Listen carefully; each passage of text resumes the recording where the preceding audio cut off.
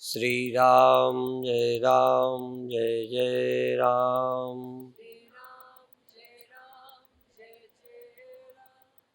श्री राम जय जय राम। सच्चिदानंद भगवान की, सनातन धर्म की।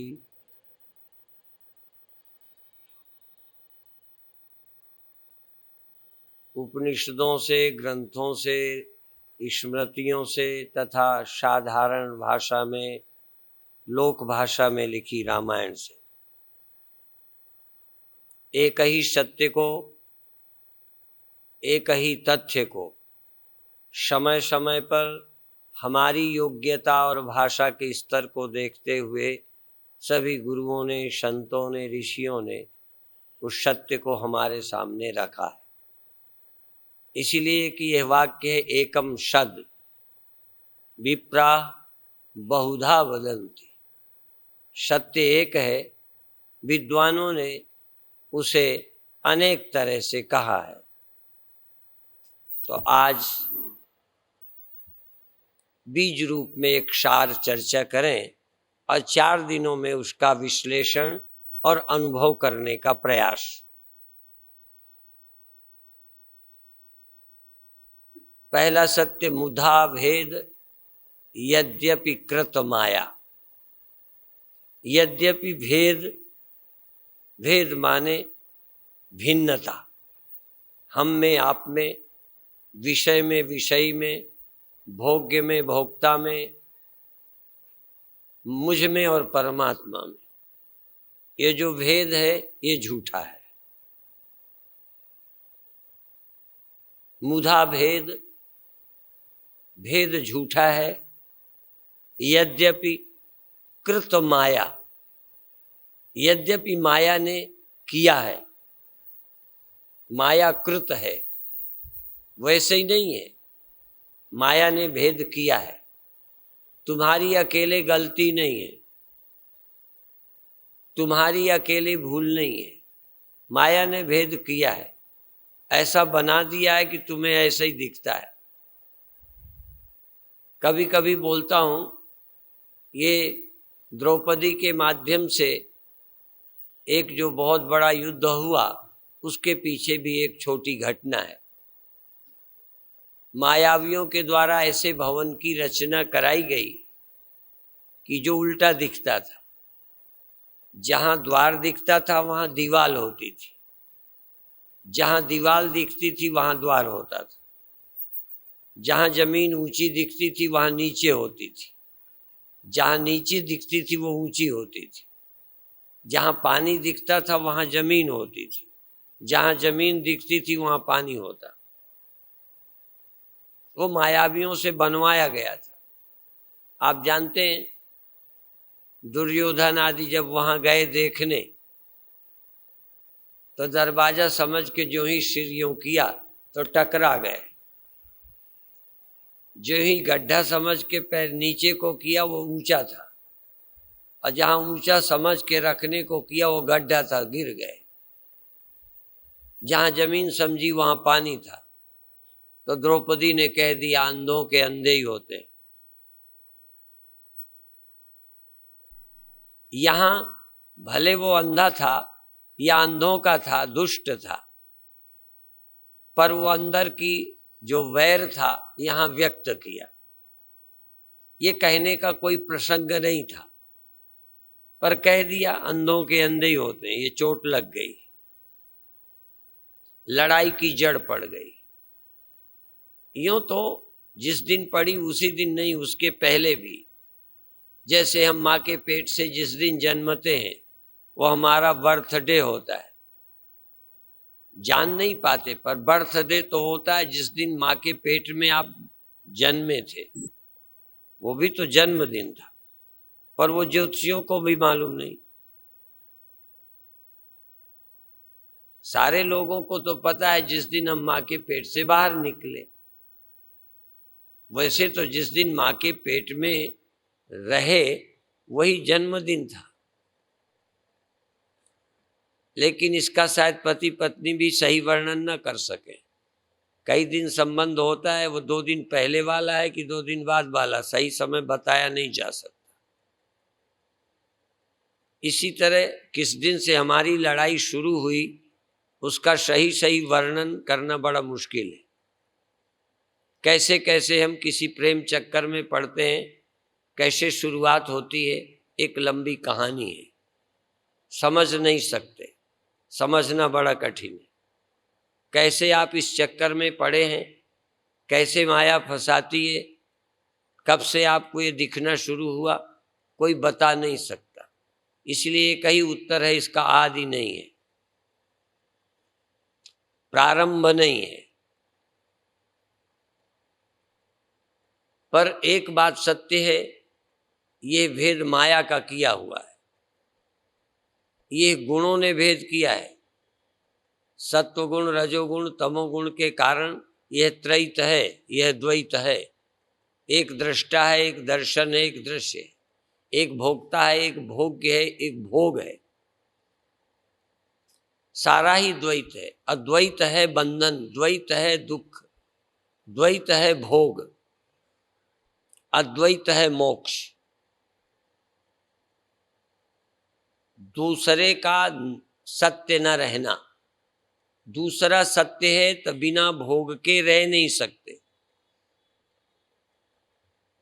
दूसरा सत्य है तो बिना बंधन के, बिना भय के नहीं रह सकते। द्वितीयाद वै भयम भवति, भय दूसरे से होता है, सांप से होता है, भूत से होता है, दुष्ट से होता है, जानवर से होता है, शेर से होता है, गुंडों से होता है। दुख होता है, भय होता है दूसरे से, अपने आप से कभी भय नहीं होता। स्वप्न में भी भय दूसरे से होता है, प्रेम राग द्वेष भी दूसरे से होता है। दूसरे के बिना काम नहीं हो सकता, दूसरे के बिना क्रोध नहीं हो सकता। पत्नी से क्रोध हो आ जाएगा, पति से आ जाएगा, चेले से आ जाएगा, गुरु से आ जाएगा, भगवान तक से क्रोध आ जाएगा। बहुतेरों को आता है। एक वैष्णव देवी की यात्रा में गए थे, बहुत श्रद्धावान थे, लौटे, पानी बरसा था, एक पानी का बहाव था, पर नीचे सड़क थी, ऊपर से पानी जा रहा था। सोचा इतना पानी है निकल जाएंगे। पुलिस वालों ने रोका, वो भगवान के भक्त थे, नहीं माने। वो कहने लगे कलुआ जो मेरा है ना, कलूटा, वो है मेरे साथ। नहीं माने, चले गए।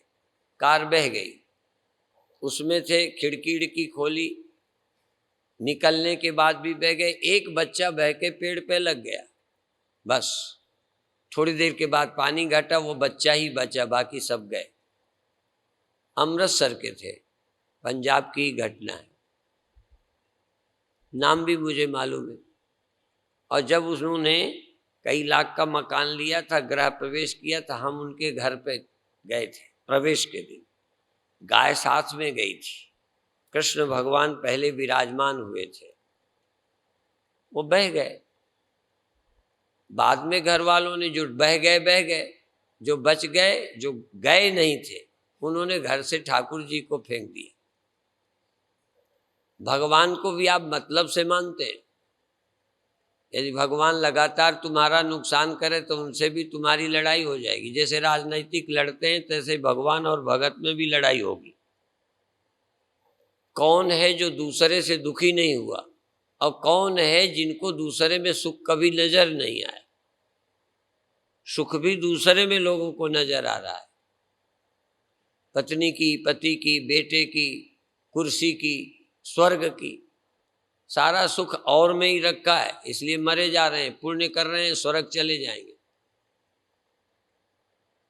इतना पुण्य सारा इसीलिए है कि सुख यहाँ नहीं है, सुखी अभी नहीं हो। पुण्य करोगे तो इससे अच्छी जगह मिलेगी, आप उन्नति करोगे तो इससे ज्यादा सुख की जगह पहुंच जाओगे। यही है ना कर्म का प्रयोजन। क्या है कर्म करते क्यों हो? यदि यह जगह पूरी है तो बस इतनी काफी है, आगे क्या जाना। पर जहाँ हो वहाँ संतुष्ट नहीं हो। एक संत जिनके नेत्र नहीं थे, नेत्र नहीं थे, आज उनका शरीर भी नहीं है। वो कहते थे जो मिलता है वो भाता नहीं, जो भाता है वो रहता नहीं।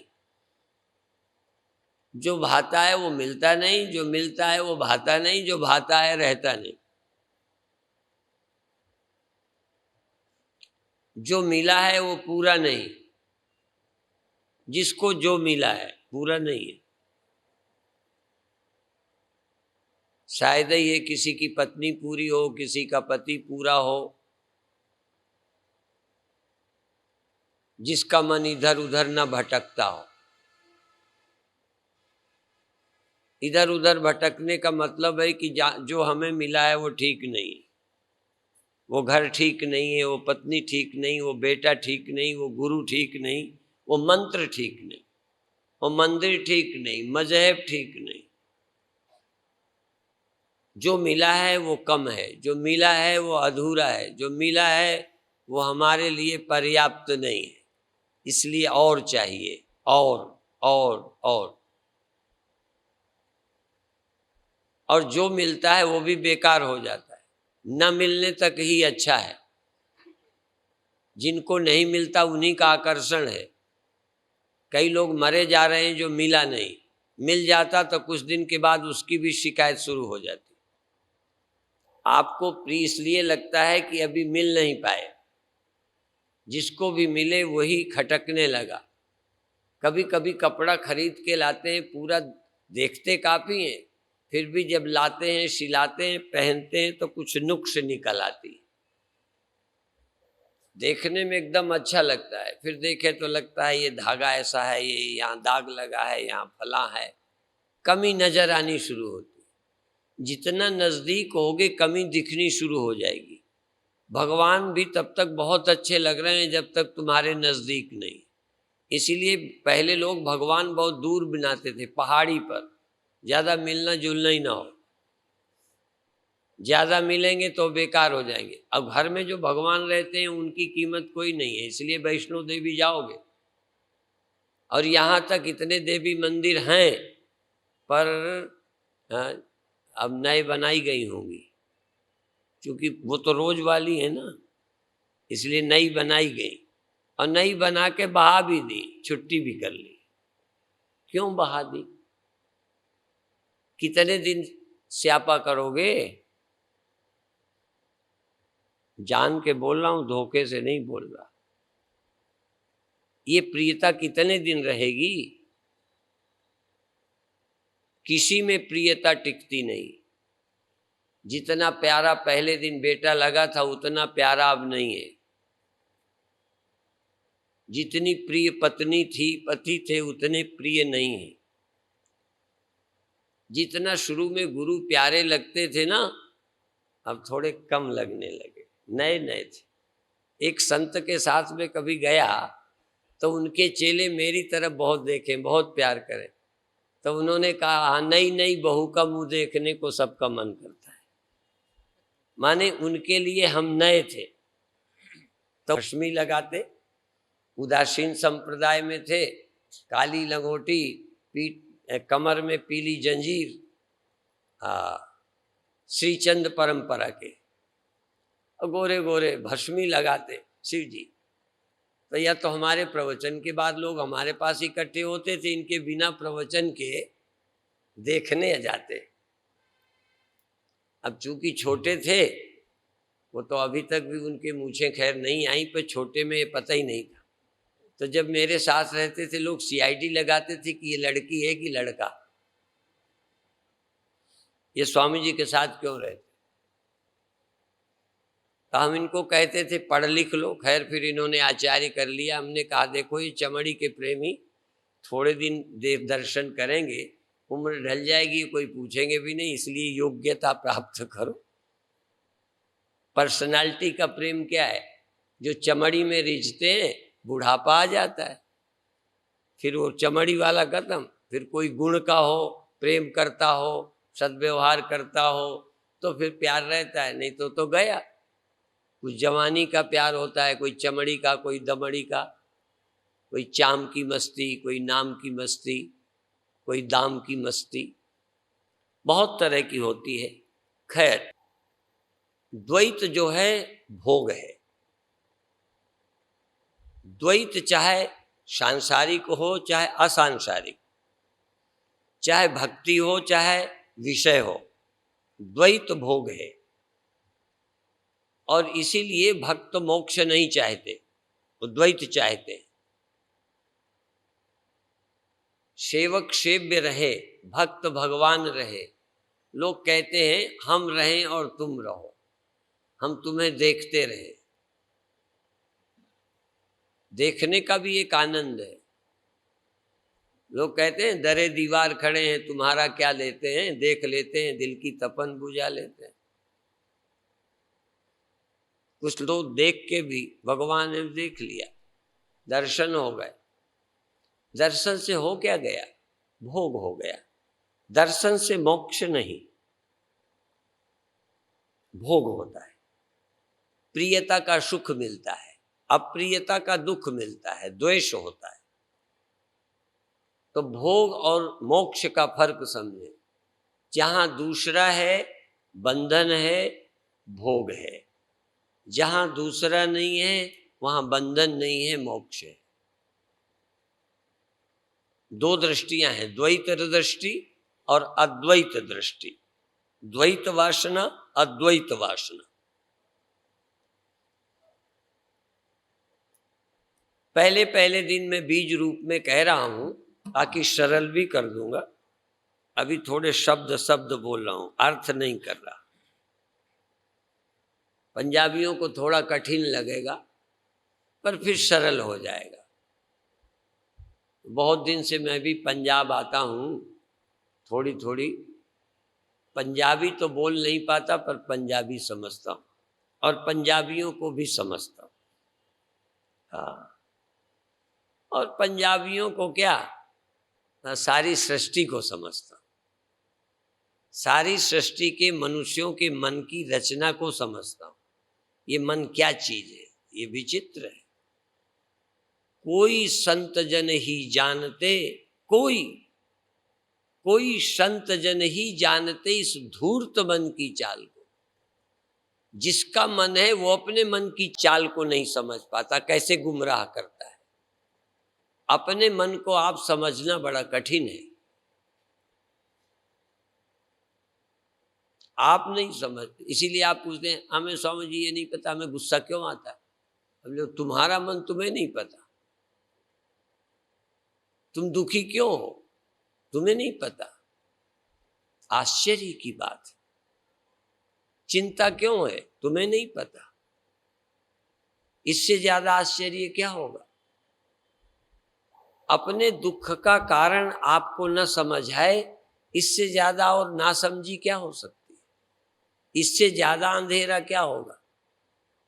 इसलिए हमारे गुरुओं ने कहा, नानक सुन रे मना, मन को सुनाया, सुन रे मना। अपन मन को नहीं सुनाते, न मन से बात करते हैं।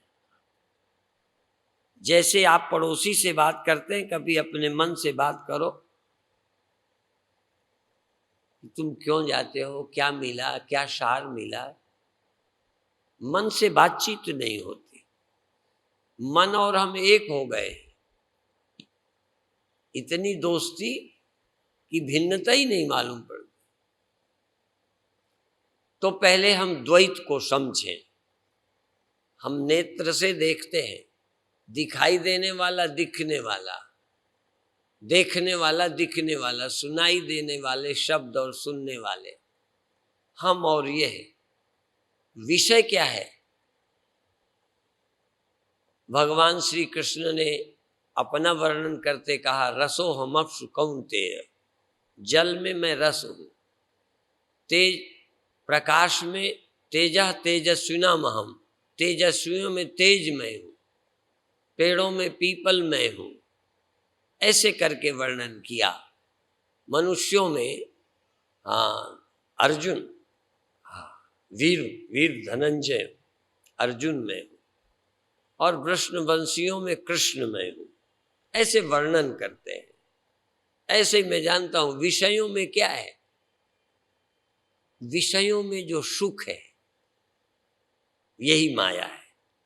विषय बुरे नहीं है, ध्यान रखना, विषय बंधन ही नहीं करते, विषयों में जो सुख भासता है यही बंधन है। आकर्षण, हमने ये प्रक्रिया के ग्रंथ पढ़े थोड़ा, 5 विषय बोलते हैं, 5 विषय।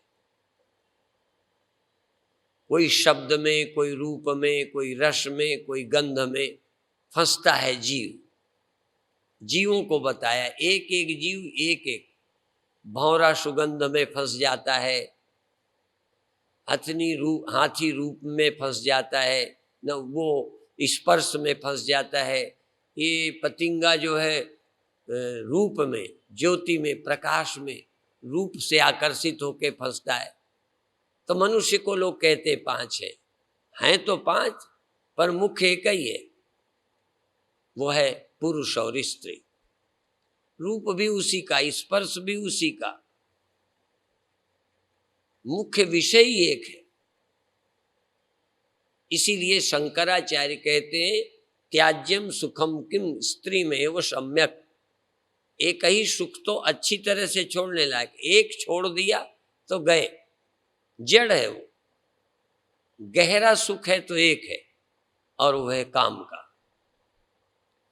तुमको ये मैं नहीं कहता कि अभी छोड़ देना, पर छोड़ने का सुख तुम्हें मालूम पड़ जाए।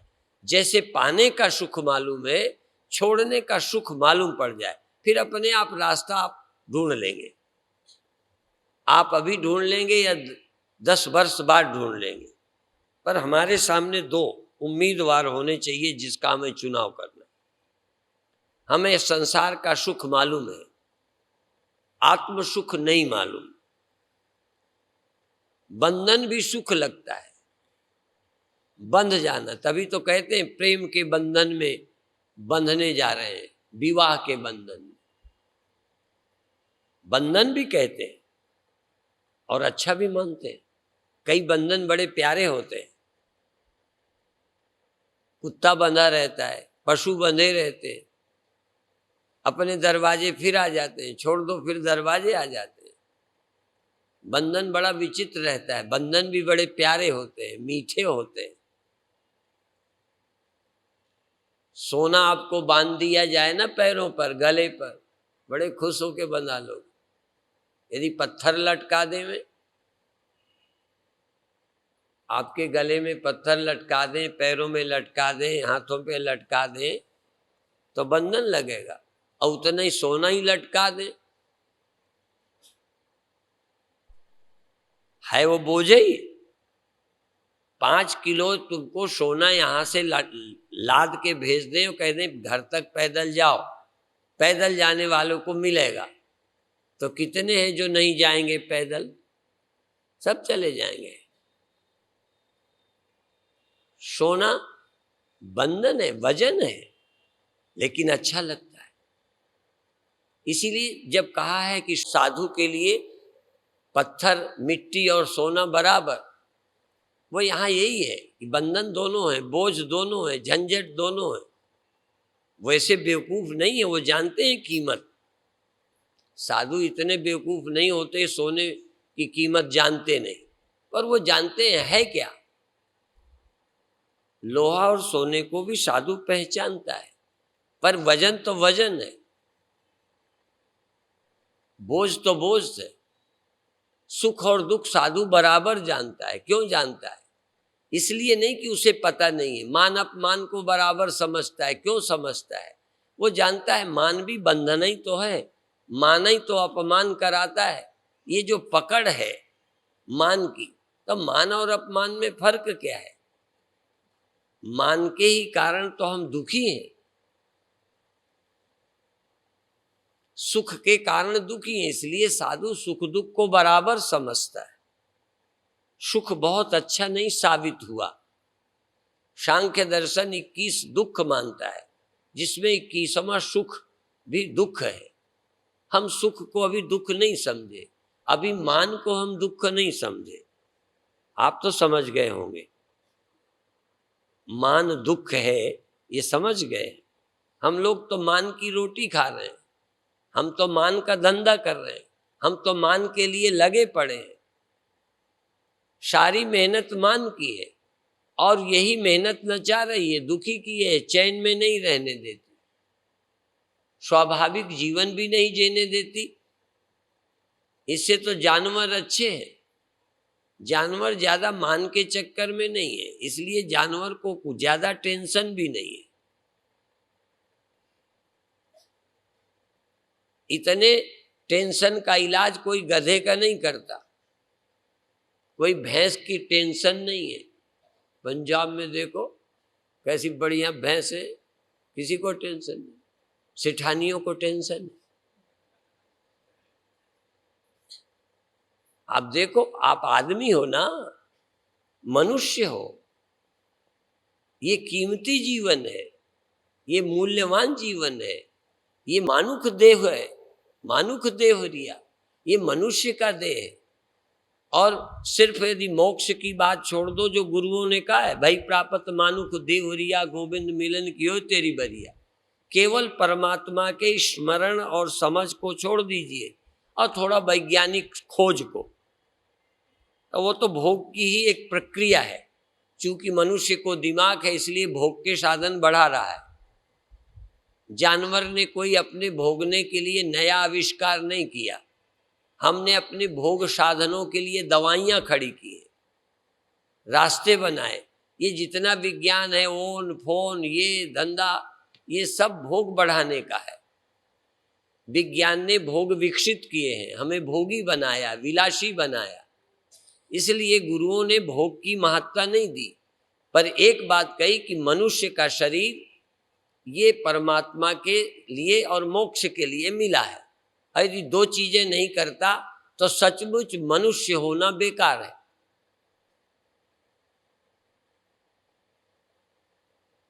सचमुच बेकार है। मनुष्य ना होते तो इतना दुखी नहीं होते। इतना मैं देखो व्यास गद्दी से बोल रहा हूं, मनुष्य नहीं होते तो इतने दुखी नहीं होते। सुख का सिर्फ भ्रम है, दुखी ज्यादा हो। यदि वैज्ञानिक जांच करा सको, साइकोलॉजिकल जांच करा सको, तो किसी अपनी पालतू भैंस को पूछना क्या दुख है। कोई दुख नहीं है, गधे को कोई दुख नहीं है, तमाम जीव जंतु हैं, सुअरों को कोई दुख नहीं।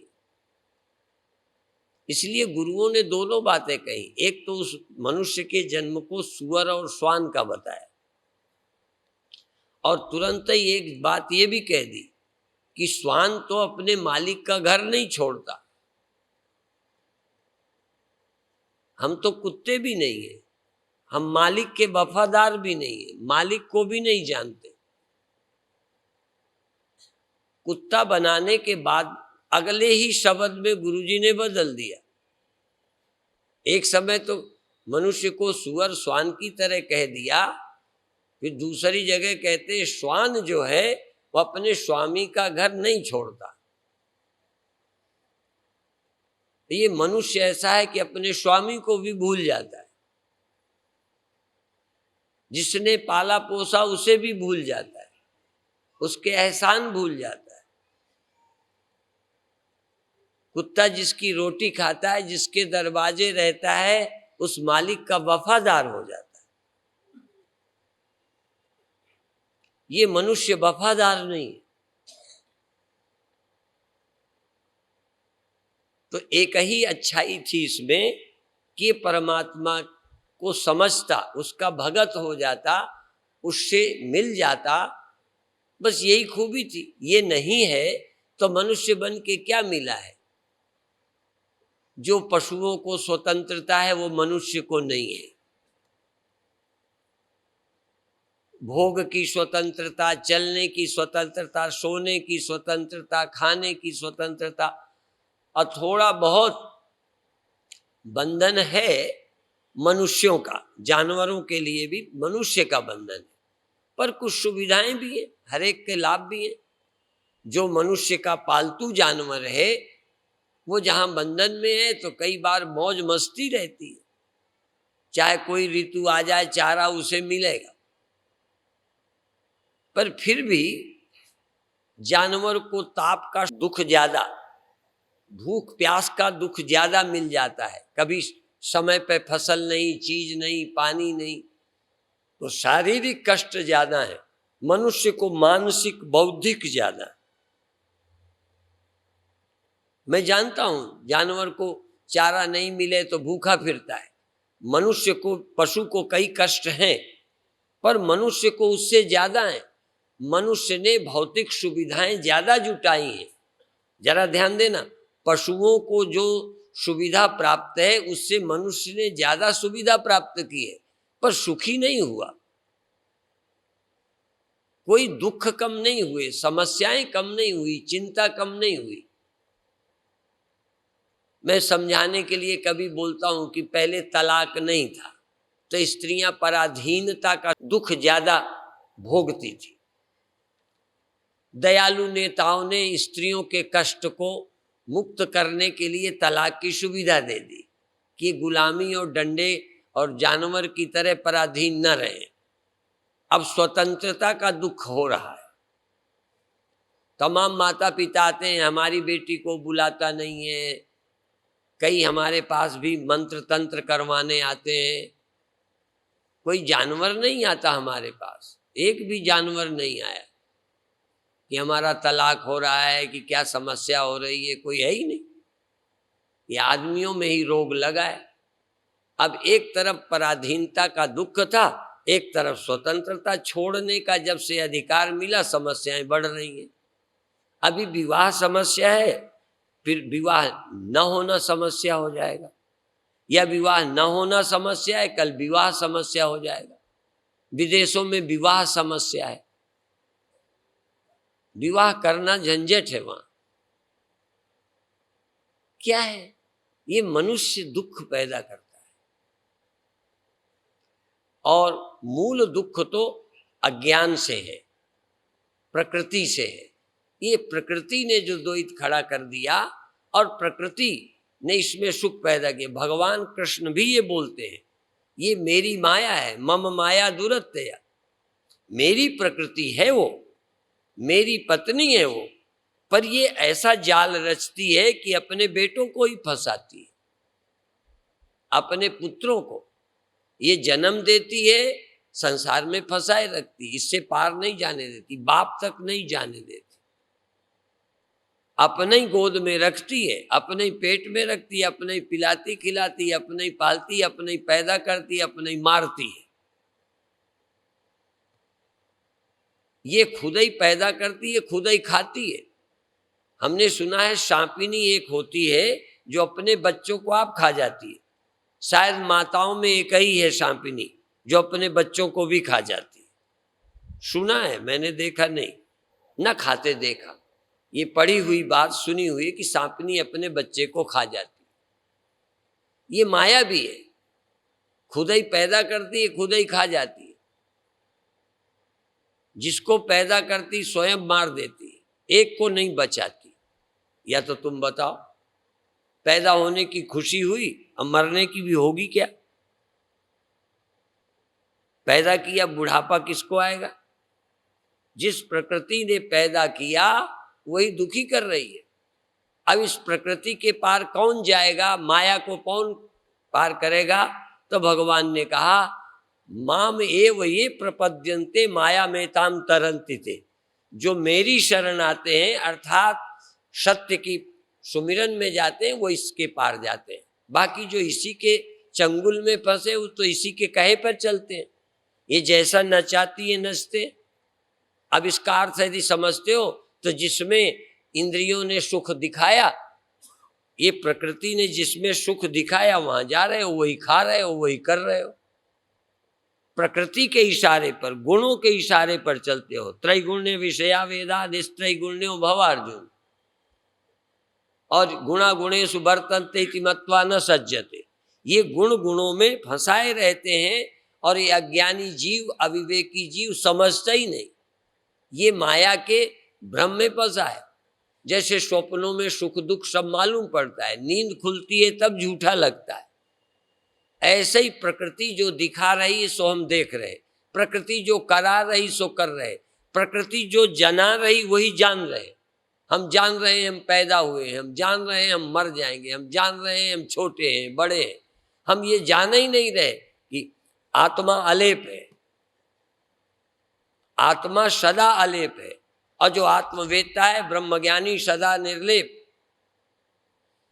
अब निर्लेप हमें ये नहीं समझ सकते, हम लिप्त हैं, हम लिप्त जानते हैं, अलिप्त नहीं।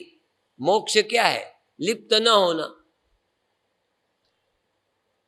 ब्रह्मज्ञानी क्या पाता है? सुख दुख भी नहीं पाता। देखो आश्चर्य की बात है, ब्रह्मज्ञानी सुख और दुख दोनों नहीं पाता। न सुख से लिप्त होता है न दुख से, सुख दुख से स्पर्श नहीं करते। जैसे जल में कमल अलेप, जैसे कमल का पत्ता पानी में रहता है लिप्त नहीं होता, ऐसे ही संसार के सुख दुख नहीं स्पर्श करते। इसका मतलब सुख दुख से प्रभावित नहीं होता, इसका नाम मुक्त होता है। माने कुछ भी, अभी हमें सुख भी लिप्त हो जाते हैं, दुख से भी लिप्त हो जाते हैं, मान से भी अपमान से भी, लाभ से भी हानि से भी, जय से भी पराजय से भी, जन्म से भी मृत्यु से भी प्रभावित होते हैं। ब्रह्मज्ञानी प्रभावित नहीं होता। अभी इतनी सी बात है। अपन तो प्रभावित होते हैं तभी कर्म करते हैं। जरा अपनी सोचो, पुण्य क्यों करते हो? सुख मिलता है। स्वर्ग क्यों जाओगे? सुख मिलता है। जो भी करते हैं मिलने के लिए। हम सब प्रभावित हो रहे हैं। अब प्रभावित होने के लिए सोचते नहीं कि हम पर कोई प्रभाव ना पड़े। कभी आपने मन में सोचा कि हम पर किसी का असर ना पड़े? धन लाभ का, हानि का, जन्म का, मृत्यु का, मिलने का, बिछुड़ने का, मान का, अपमान का हम पर कोई प्रभाव ना पड़े, ऐसा कभी मन में आता है? नहीं, आता ही नहीं।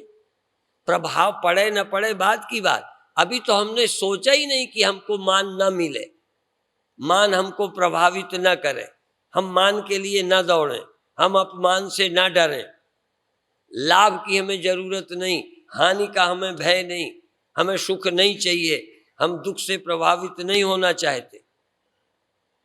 प्रभावित नहीं होना चाहते ये भी सोच नहीं आई। अभी तो हम प्रभावित होने के लिए लगे पड़े। और इसीलिए अभी अभी एक मंत्र बोल रहे थे, कुर्वन्नेवेह कर्माणि जिजीविषे क्षतग्वम क्षमा एवं त्वयि नान्यथे तोस्ति न कर्म लिप्यते नरे। तू 100 वर्ष तक कर्म करते हुए जीने की इच्छा कर, फिर भी यही तेरे को अलिप्त, न कर्म लिप्यते नरे, मनुष्य में कर्म का स्पर्श न होगा। तू 100 वर्ष कर्म कर, कर्म करने से लिप्त नहीं होता व्यक्ति, कहीं न कहीं अज्ञानता से लिप्तता का भ्रम होता है। इसलिए वेदांत कर्ता भोक्ता पने की भ्रांति बताता है। ये जो भ्रांति है वो तुम्हें लिप्त करती है, और इसी भ्रांति में तुम लिप्त होने में लगे पड़े हो। कोई ऐसा जिसको मान का स्पर्श न हो, चाहे मुझे लाभ का पता ही न चले, मुझे लाभ हानि के ख्याल से छुटकारा मिल जाए, जन्म और मृत्यु के ख्याल से छुटकारा मिल जाए, बड़ा छोटे होने के कॉम्प्लेक्स, सुपीरियरिटी और इनफीरियरिटी कॉम्प्लेक्स से छुट्टी मिल जाए। अभी तो हम यदि इनफीरियरिटी है तो सुपीरियरिटी कॉम्प्लेक्स निर्मित कर रहे हैं, यदि सुपीरियरिटी है तो डर रहे हैं। हम असल में गांठों में जीते हैं, अस्तित्व में नहीं। जैसे मैं कभी कभी ऐसे बताता हूं, ये देखो अस्तित्व है और ये गांठ है। अब यदि ये कपड़ा गांठें बनकर जिए, ये कहे मैं छोटी हूं, ये कहे मैं बड़ी हूं, ये कॉम्प्लेक्स है, ये गांठ है। छोटी और बड़ी कौन है? बोलो बोलो, इनमें छोटा बड़ा कौन है? कपड़े कितने हैं? ये गांठें तो कई हैं, कपड़े कितने? और एक छोटा है कि बड़ा? यदि एक ही है तो छोटा है कि बड़ा है? किससे छोटा किससे बड़ा? जब बहुत होते हैं तो छोटे बड़े होते हैं, और छोटे बड़े कॉम्प्लेक्स गांठें हैं। अस्तित्व तो छोटा बड़ा नहीं है, जो छोटे बड़े हैं सब गांठें हैं। इसीलिए छोटे बड़े घड़े हैं, छोटे बड़े ढेले हैं, छोटे बड़े मकान है, मिट्टी छोटी बड़ी वो एक है, अस्तित्व है। अस्तित्व जो गांठें हैं उन्हीं में छोटे बड़े हैं। इसीलिए निर्ग्रंथ, ग्रंथि मुक्त हो जाए, गांठें ही ना हो, तुम व्यक्ति ही ना हो, तुम इंडिविजुअल कुछ हो ही नहीं, ब्रह्म के सिवा अस्तित्व ही किसी का नहीं। इसलिए अद्वैत, अद्वैत है उपाय, द्वैत है, द्वैत गांठों का नाम है। हम गांठों में जीते हैं, अस्तित्व में नहीं। इसलिए हम चाहते हैं इस सत्य को हम उपलब्ध करें। इस सत्य की उपलब्धि के लिए अभी 4 दिन है। आज तो प्रवेश है, आज एडमिशन, 3 दिन 4 दिन पढ़ाई।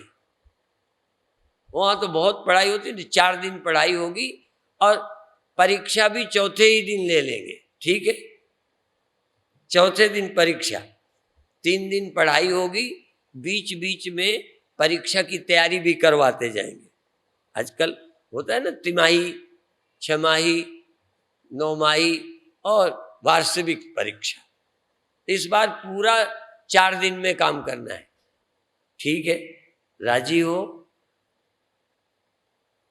अंत में एक शब्द कहकर समाप्त करते हैं, समय हो गया है।